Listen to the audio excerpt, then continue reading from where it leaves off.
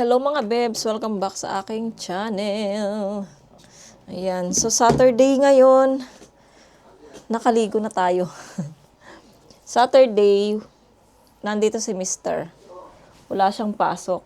Last week, Saturday, wala din siyang pasok. Kaya sabi ko, bakit wala siyang pasok ngayon? So, gusto ko naman, at gusto niya rin na wala siyang pasok ngayong Sabado. Ayan, kakaligo ko lang. At medyo, hindi naman late, siguro 8:00, nagising na kami ni Mister. Tapos, nahiga-higa, nanood ng TikTok. Meron akong pinapanood sa TikTok, mga bebs, sa Amerika siya. Hindi ko alam kung pastor siya, babae siya. Tapos, kahapon, ng umaga, nakita ko siya, nag-i-scroll kasi ako. So, nakita ko siya, nagkakanta siya ng worship song. Grabe. Napa-stop ako, mag-scroll. Tapos, nakinig ako ng worship song niya. Grabe yung na-bless ako sa boses niya. Ang ganda-ganda ng boses niya, mga bebs. Yung mga gusto ko ng mga worship team sa Australia, yung mga United, Hillsong United, parang ganun siya, mga bebs. Parang ka-team niya, pero sa Amerika siya. Grabe, ang ganda ng boses. Sobrang nakaka-bless yung boses niya.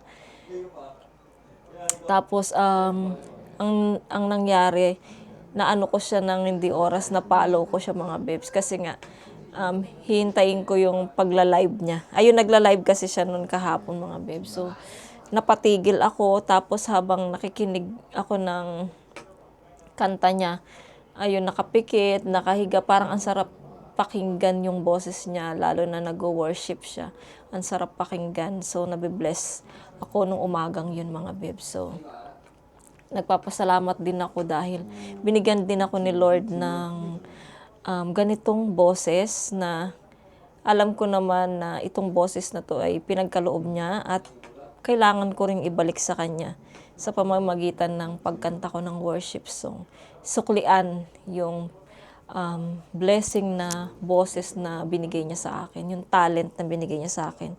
Kasi magmula nun, mga bebs, nung pakwento na naman ako, mga bebs. Ayun, magmula nung naging Christian ako, mga bebs, siguro ilang taon din.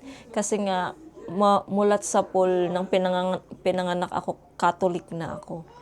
Tapos, hindi naman ako naging, kasi yung mga tita ko, yung mga lola ko, mga Jehovah Witnesses. So, dati, magkwento muna tayo, mga bebs. Ayun, dati kasi, sinasama ako niya ng lola ko, ng tita ko sa Kingdom Hall. Ayan. So, hindi ko pa rin nararamdaman yung parang sa school na yun, parang sa school, parang yung Kingdom Hall na yun, parang nag-aaral ka lang sa school, ganun. Kailangan mo itaas yung kamay mo, gusto mong sumagot. Pag hindi ako sumasagot, kinukurot ako ng tita ko o kaya ng lola ko. Yung kukurutin ako para taas yung kamay ko. Tapos, hindi ko pa naintindihan nun, mga bebs, kasi nga bata pa ako.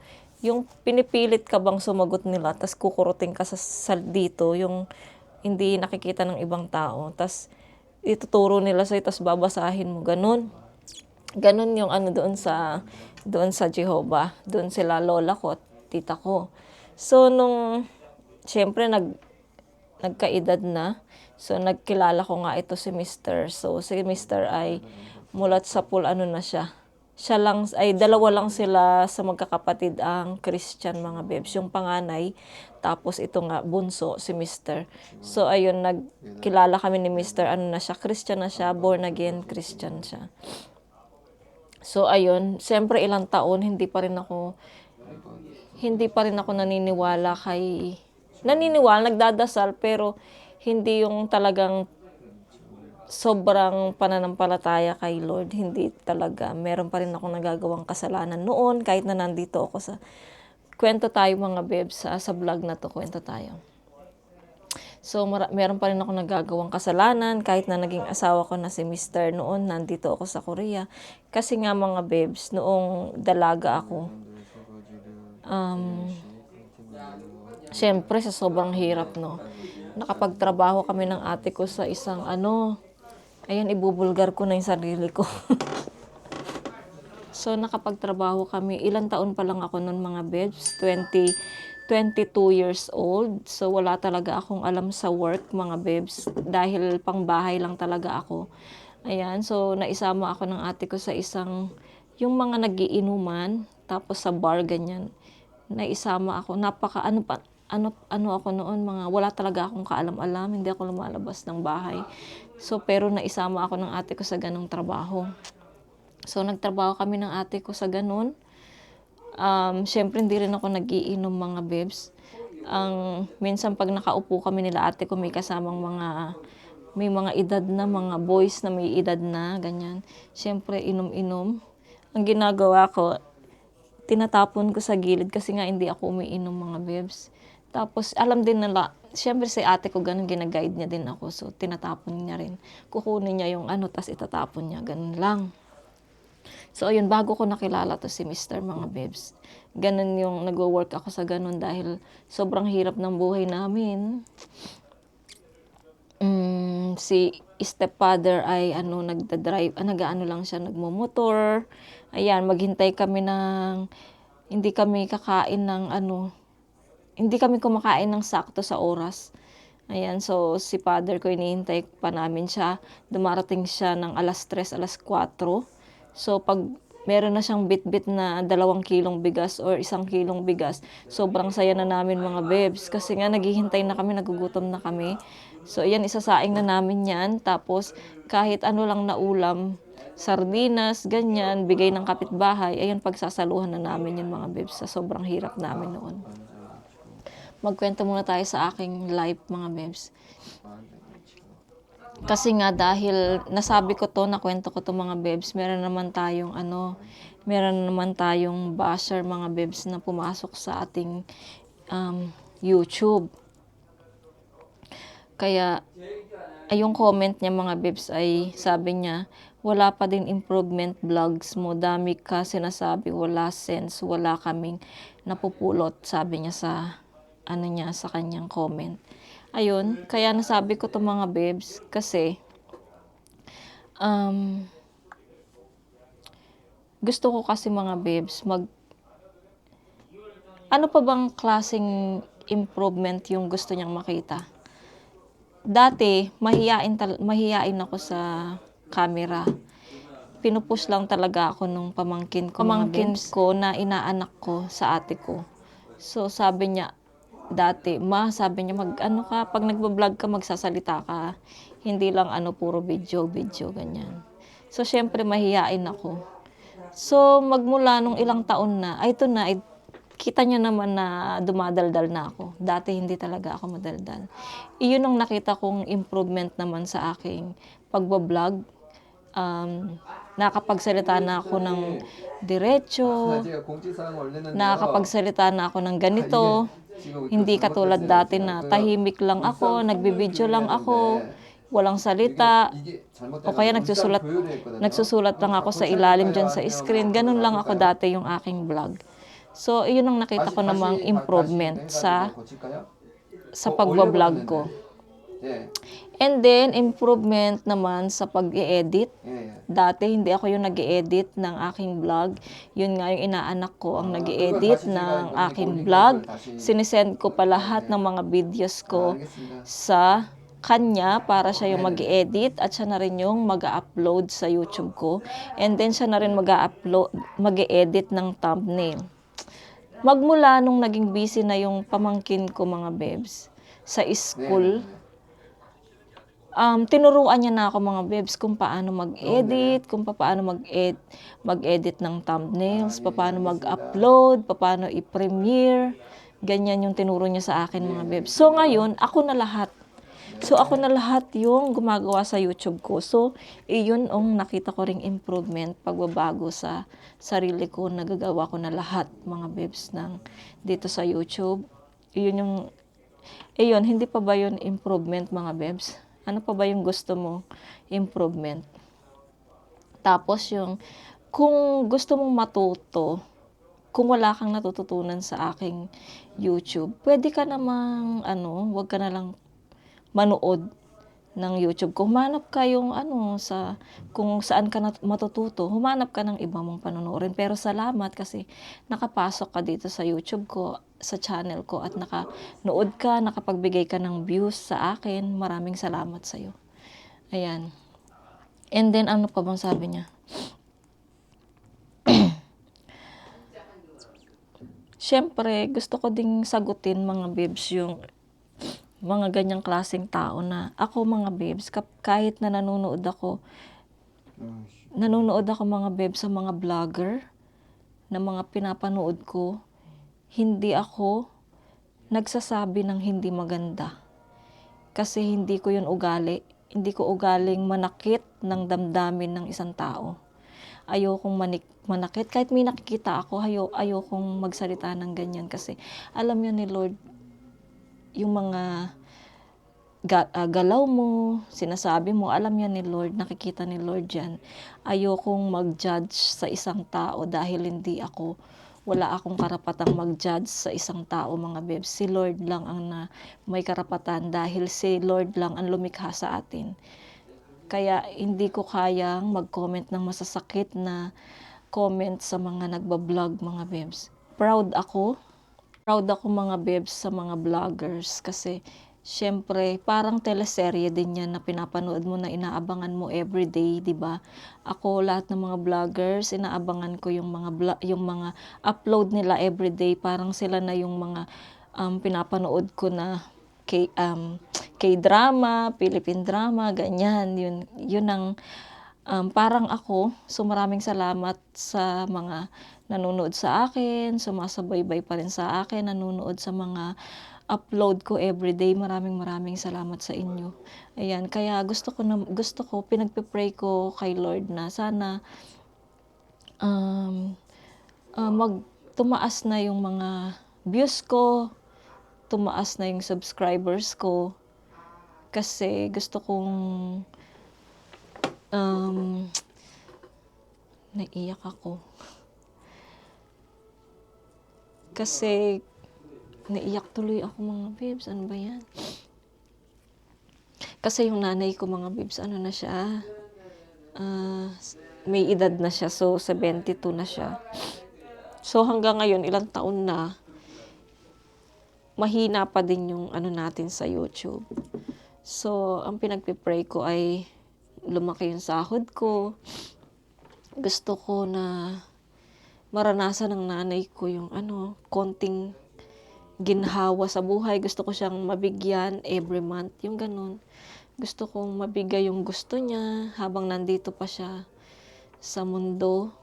Yun ang sinabi ko sa kanya nung isang araw, na pag-pray mo man na maging yung YouTube ko, para gusto ko kayong matulungan ni Papa at saka ni Mama. Ganun, kasi yung ate ko, siya lang din yung nagbibigay kila Mama kasi ako, wala nga akong trabaho dito sa Korea, di ba? At wala akong matulong sa kanila. Kaya ayun, na lulungkot ako kasi wala akong maibigay. Kaya gusto ko na tumaas yung mga YouTube subscribers ko at views ko para tumaas yung kita ko, matulungan ko yung nanay ko tsaka tatay ko. Iyon yung gusto ko. So improvement. Masaya na ako sa ganito mga babes kasi nga parang remembrance na rin to mga babes kapag tumanda kami ng asawa ko. Meron akong makikita na, ay, ganito pala yung itsura ko noon. Ganito pala kami noon. Nakakamiss yung ganito. Tapos yung mga anak ko, maliliit pa. Ganon, gusto ko yung ganon. Yung ganon lang, hindi yung kailangan na maging sikat ka. Hindi ko naman inaasam yung ganon mga babes na maging sikat ka dito. Iyon lang yung gusto ko, yung maging remembrance lang. Na sana ay may YouTube pa rin hanggang sa pagtanda namin ng asawa ko. Ayun. Iyon yung paliwanag ko na gusto kong sabihin sa kanya. Isa nag-comment sa akin. Pumunta ka sa mga ibang vlogger na meron kang matututunan.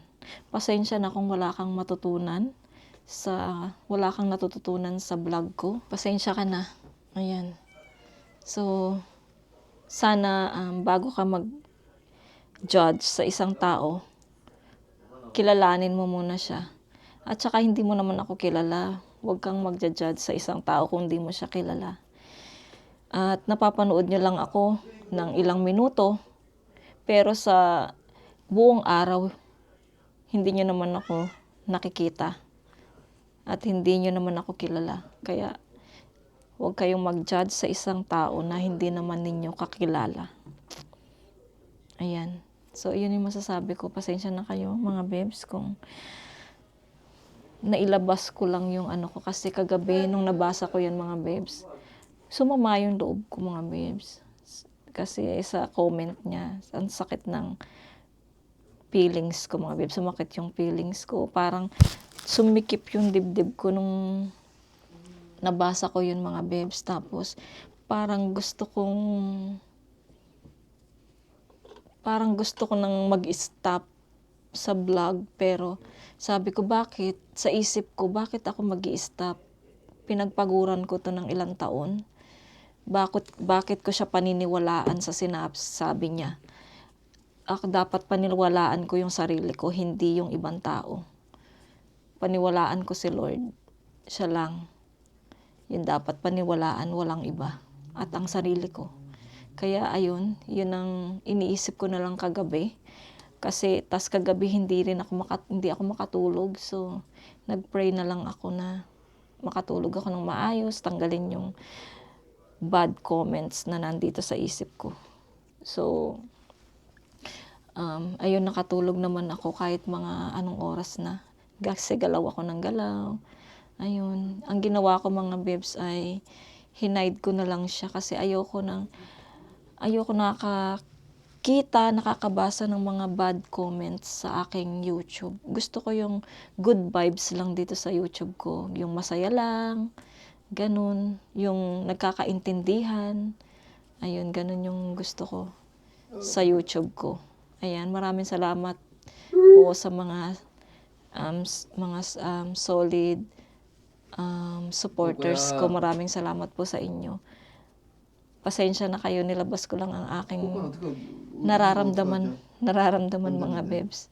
Ayan, so, ngayon, ay lalabas tayo mamaya. Magpapalagay na ako ng salamin, yung pang ano lang talaga, yung pang cellphone lang siya na ano ba yung tawag, blue light ba yun? Ayan, ito yung ipapagawa ko, mga babes, kasi nag-promise naman to si Mister. Nandito siya sa ano ko. Pinigilan ko na lang iyak ko kasi, mga babes, si Mister ay mag-aalala yun kapag nakita niya na iiyak ako. Ayaw niya ako nakikita na ganito malungkot. Sabi nga ni Mister, ayun nga nung sinabi ko sa kanya yung ganong comment, sabi niya, wag ko na daw yun intindihin. Sabi niya, hayaan mo siya, sabi niya. Basta magpatuloy ka lang, hayaan mo. Wag mong pakinggan yung sinasabi niya. Yung sabi ni Mister sa akin, basta tuloy mo lang kung saan ka masaya, sabi niya.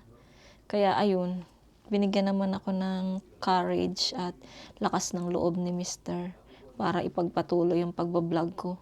Ayoko na sana ang mag-video ngayon, kaya lang sabi ko, sige, mag-vlog tayo. Bakit? Sa akin to channel, so walang makakapigil sa akin, di ba? So, ayun, mga babes, balik na lang tayo mamaya. Nagkilay na pala ako kasi nga ready na. Kakain muna kami ng lunch, mga babes, bago kami lumabas para hindi kami gutom-gutom pag nasa labas.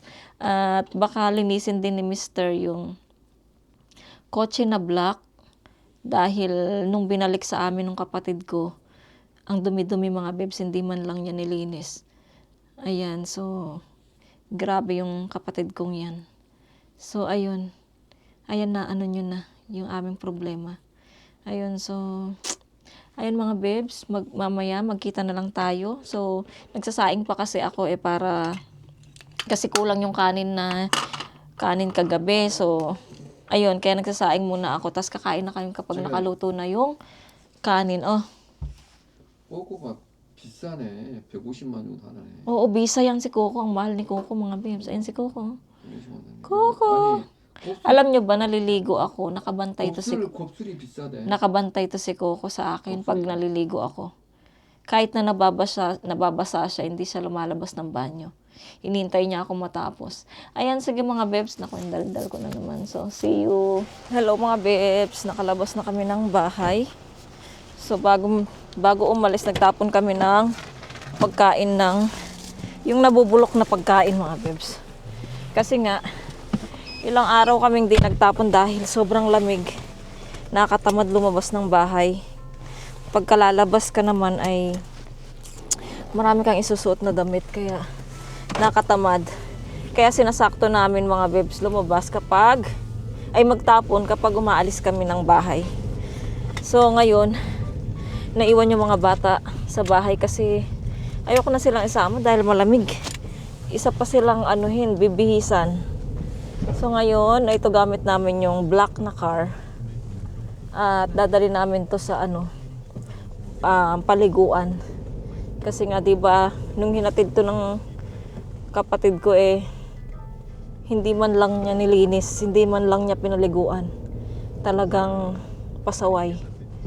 So ayan, paliguan namin siya mga bebs.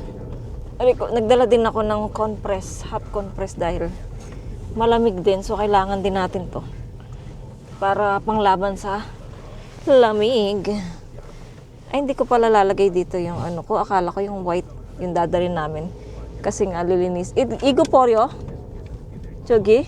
Igo? So, ayan, tapon namin yung mga basura dito kapag naglinis na kami. Maganda ang sikat ng araw. Maganda ang sikat ng araw, pero malamig siya. Nakaligo na ako kanina. Nakapagplancha na rin ako ng hair ko mga babes. Para bukas, hindi na siya kasama sa problema ko tomorrow dahil magsisimba tayo bukas Sunday. So, church day. I-message ko pala si Merlin kung makakapag-charge siya tomorrow kasi nga malamig ang panahon yung mga bata. Pero nagcha-charge naman siya hapon. Umuwi na siya, hindi kagaya dati na hanggang morning and afternoon nag-worship siya, nagsisimba siya, pero ngayon kasi malamig, so umaga lang siya nagsisimba, tas hapon. 핸드폰 먼저 해야 할 것 같은데. 핸드폰 먼저? 그리고 차 씻고 농협 들렸다가 바로 성정도 빠져가지고 그래 나온 거. So mauna na pala kami dito sa cellphone kasi dadalhin namin yung cellphone ni Yeram. Kung naalala nyo yung mga previous ko na hack yung isang malaking kumpanya ng internet dito, yung KT ba? KT ne? Yung KT. So, papalitan namin ng SK. So, dala na namin yung SIM, pero doon ni Papa ni Mr. papalagay kasi parang ayaw Kaya at least doon na lang sa Handyphone store. iPhone store papalagay yung SIM.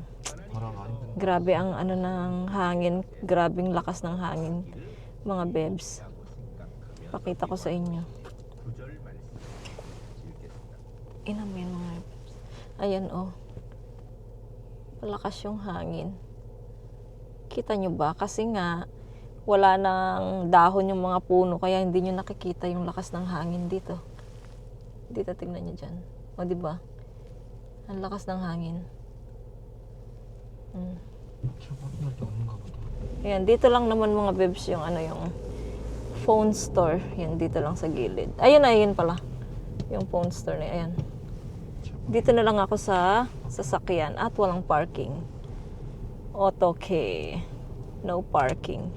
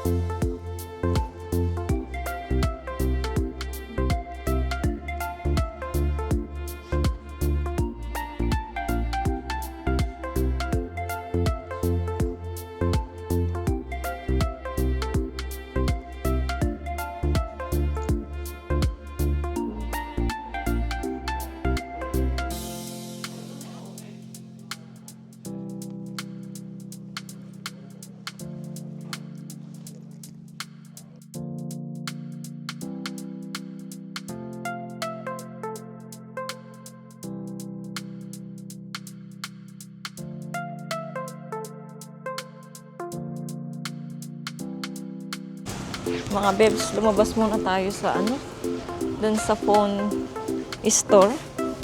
So, punta tayo dito sa store. Dito sa pinupuntahan namin dati ng mga kaibigan ko. Malapit, dito kami namimili ng pagkain mga bebs, sa Top Mart. Ayan. Ngayon, dito tayo muna.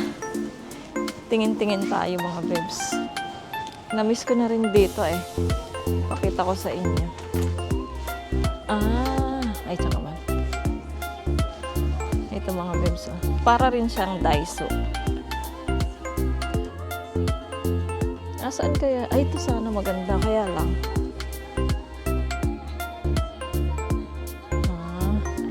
Pang ano to? Sino yung kukuling?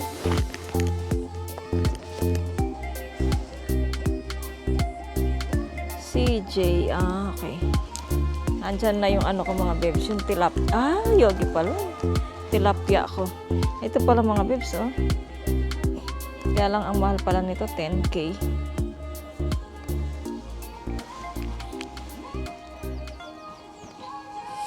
Mga gloves. Tingin-tingin lang tayo.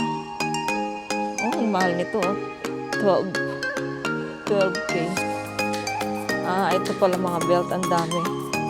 Tapos dito din nagtitinda ng mga, tingin kaya ako dito mga, sandok-sandok mga bebs. Ganito, dati dito ako namimili ng kutsara ng mga anak ko nung baby pa sila.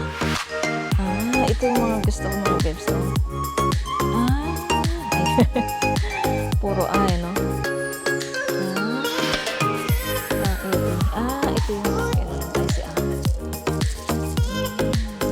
medyo mahal nga lang dito mga bebs.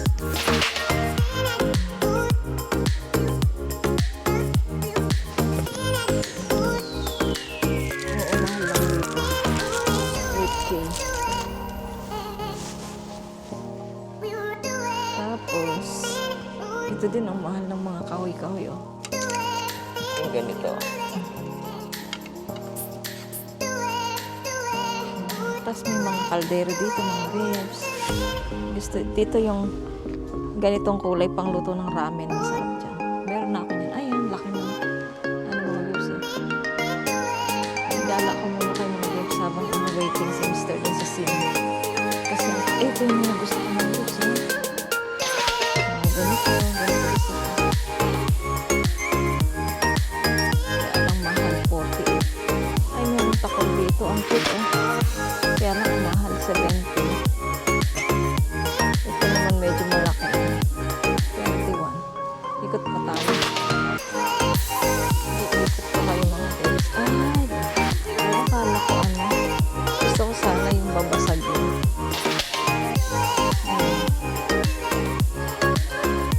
Tingin tayo dito na ikot tayo, ikot mga bebs. Kasi maboboring tayo dun paghihintay sa SIM na yun. Iikot ko na lang kayo dito. Dito mahal sa Daiso, lang, 2,001 lang yung ganito kalaki. 2,000 lang. Dito mahal mga bebs. Tingin-tingin lang tayo. Hindi naman tayo bibig. Ito yung gusto ko mga bebs, oh. Ay, yung pang ganito. Pabasagin siya 13. Tapos may maliit. Ang mahal pa rin. Okay? Huwag na.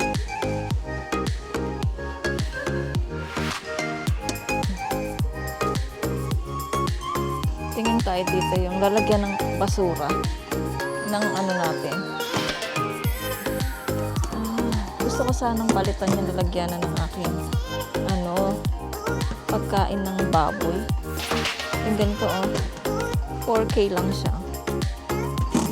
Hanap tayo yung may pangsala. Yung may pangsala mga bebs.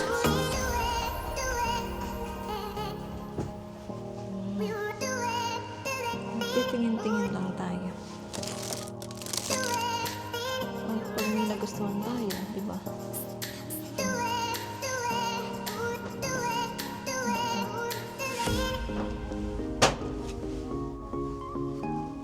Ito mga basurahan, gusto ng nanay ko yung ganito. Ang laki nito, 30 lang. 30,000 ang mahal. Ito, lalagyan ng bigas. Ganda. lalagyan ng bigas. Or dati nung nakikipag-igib lang kami, yung ganito kalaki na drum, pinupuno namin to ng tubig mga babes. Nung wala kaming tubig na sarili, nag-iigib lang kami. Pinupuno namin yung tubig kasi sobrang tipid namin sa tubig kasi nga nakapagod mag-igib. Tapos, looks negra ako. Kasi nga sa init, igib ng tubig. Ganun. Saan pa ba tayo? Ito. Ito pala yun. Pero mahal.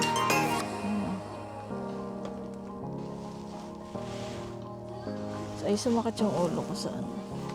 Yan, mga plato, mga tawag nito. Mga mangkok. Maraming mabibili dito, kaya lang mahal sila. 8.5. Isa lang nito mga lib. 8.5. Mahal. Ito. Gusto ko mga gamit sa bahay, yung babasagin. Ayoko ng plastic. Ay, lalagyan ng sapatos, tsinelas. Gusto ko yung mga ganyan sa bahay. Magkano siya? 18,000 won mga bibs. 18. Ilan? 1, 2, 3, 4, 5, 6, 7, 8. Layer na siya. 8 layer. Ay, gusto ko ng kawali. Ay, ito yung, meron pala dito, no? Bumili, yung ganito ko, binili ko pa to sa sa Temo. Pero mura din naman sa Temo. Ayan, mga kawali gusto ko, guys. Wow! Ito mabigat, Magkano to? 34. Mahal. Ay! Ang mahal naman ito. Pang pirituan ng itlog, mga bibs, Egg pan, Para bilog siya. Kaya lang ang mahal, 28, Kita nyo? Ako hindi ko nakikita yung camera. Sobrang blurred yung nakikita ko, mga bibs. Ay, nagtitingin ako ng ganito, mga bibs. Yung takip. Magkano to? Ay, ang mahal. Sa Daiso, mura lang yung ganitong takip. Ang mahal dito. Bili nga ako sa Daiso. Mahal dyan. Sa Daiso, mura. Ayan, nililibot ko na lang kayo mga bebs habang di pa tapos si Mr. doon. Dito ako bumibili ng plastic mga bebs, pang basura sa bahay. Ayan, puro plastic yan mga bebs. Puro plastic yan, pang basura sa bahay. Ito naman ay sampayan. Sampayan ng mga damit mga bebs. Ay, ito pala yung ginagamit mga lola mga bebs. Sinanay ko pag matanda na talaga. Kailangan niya ng ganito. Pang palengke. Ito maganda. Ay, ito maganda, malaki. Ay, pareho lang sila ng size.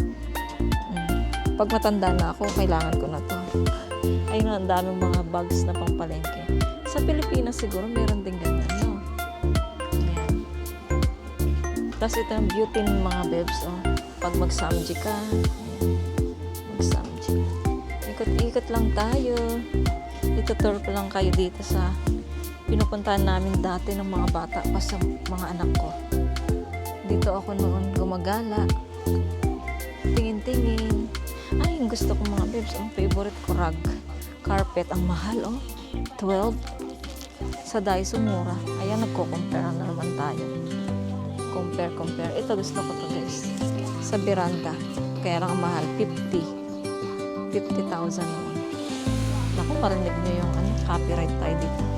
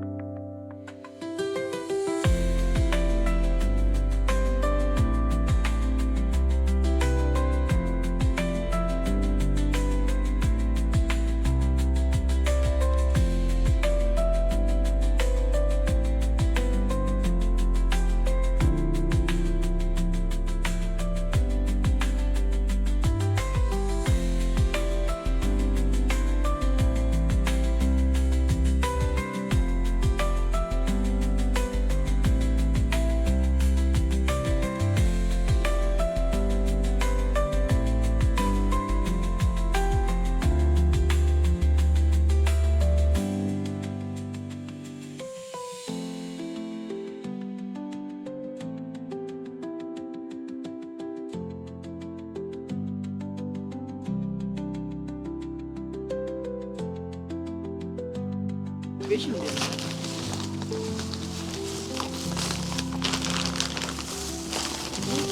이거 발판 저거 등록. 아, 그거 맞죠? 감사합니다.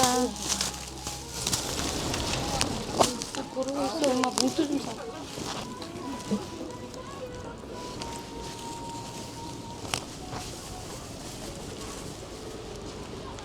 Yan mga bebs, tapos na tayo nag-ikot. Nag-enjoy naman ba kayo sa inikutan natin?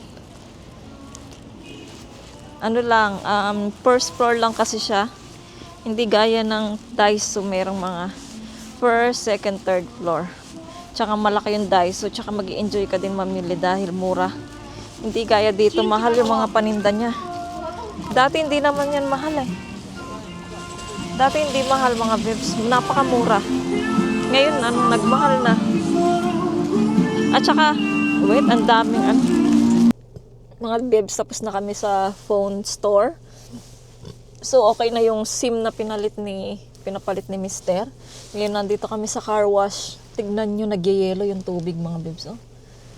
Kita nyo ba? Wait lang, ibaba natin to. Ayan. Ay. Ayan, nagyayelo sa sobrang lamig ang tubig. 'Di ba? Tapos pagbaba ni Mister, muntik pa siyang madulas mga bebs. Sabi ko ingat siya. Baka mabagok ang ulo niya. Tapos tignan niyo yung salamin na yan oh. Nagyayelo na. So dito tayo, baka mabasa tayo mga bebs. So dito lang ako sa loob mga bebs. Si Mister lang yung bobomba ng paliliguan lang naman niya mga bibs itong sasakyan sa labas kasi nga super dirty. Dito sa loob, okay na, wag nang linisin yung basta yung labas lang, sa labas lang naman nakikita eh. So ayun. Naku. Choshime Caleb. So ayun na, maliligo tayo mga bebs sa lamig. So, dito lang tayo. Tapos, sasabunin ni Mr. mamaya yung Grabe, oh. Ano ba yung dapat niya? Mamaya doon sa sasabunin niya yan, mamaya. So, banlawan niya muna. Chushim! Naku, madulas ka dyan.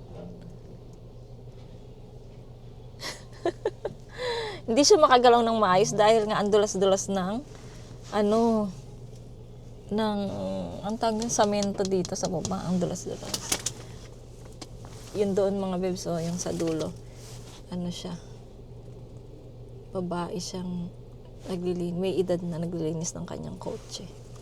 Yan, dito lang tayo sa loob mga besh.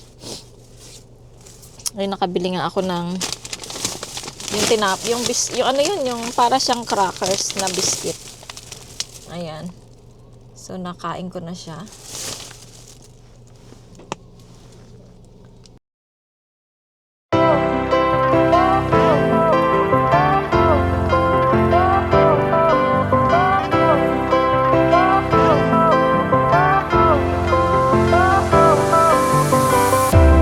Fire went out, lights went down.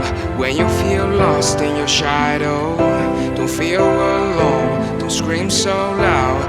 We are living in this cruel world. Broken but strong, gotta move on. You're not a bakery of life. Equip my soul, find the real gold.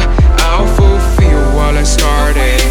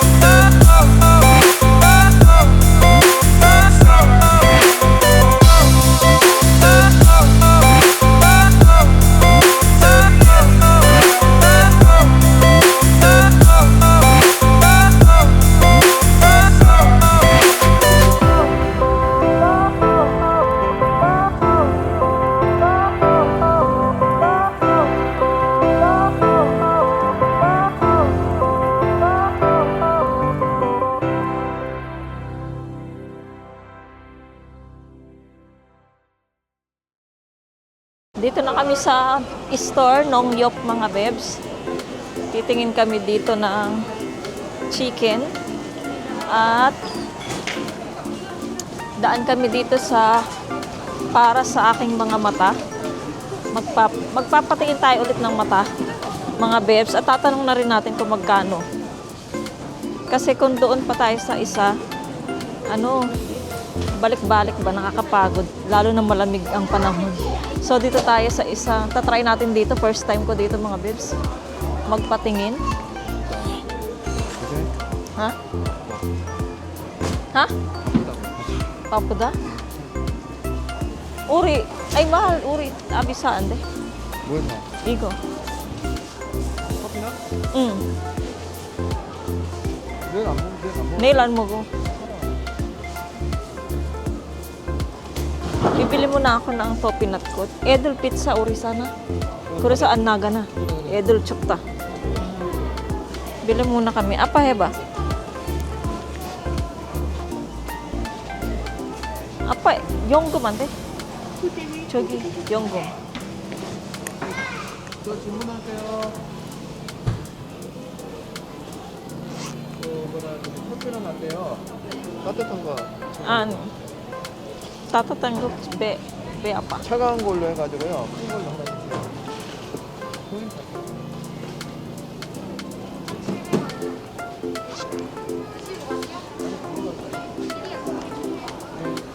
Mga babes, bili muna kami ng topinat. Tapos mamaya bibili namin ng pizza yung mga bata. Merienda nila. At para hindi na lumabas si Yechan kasi ang lamig-lamig. Ayoko na siyang utusan sa labas, malamig. So, bilhin na kami bago kami umuwi ng bahay. At pinag-vacuum ko din naman yung mga bata eh. So, dito muna tayo. 이거 들어갔냐? Mahal! Igo pali-pali naman ko na sila. Pali-pali ko na so. Ani, 먼저 이야기 여기 나. 그러니까 야, 이야기해.